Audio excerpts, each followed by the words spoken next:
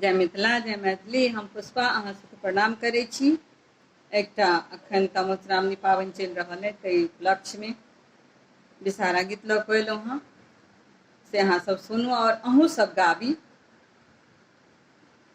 से आशा करै छी।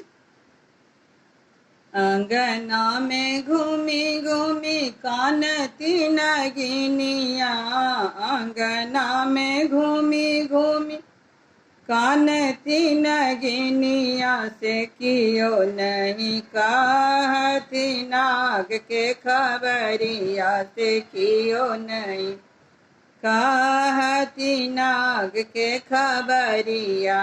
घर सँ बाहर भेली पवनाई तीन सुहावे, घर सँ बाहर भेली पवनाई तीन सुहावे, से हम कहब हे नागिन नाग के खबरिया, से हम कहब हे नागिन नाग के खबरिया।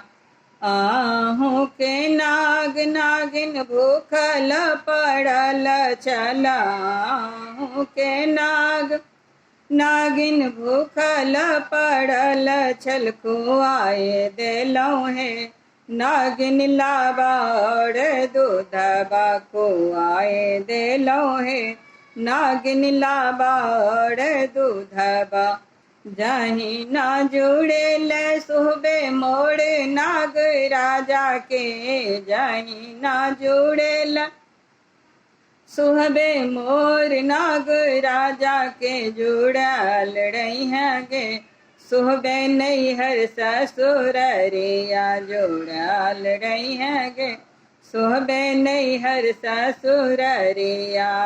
अंगना में घूमी घूमी कानती नगिनिया, अंगना में घूमी घूमी कानती नगिनिया, से कियो नहीं कहती नाग के खबरिया, से कियो नहीं कहती नाग के खबरिया।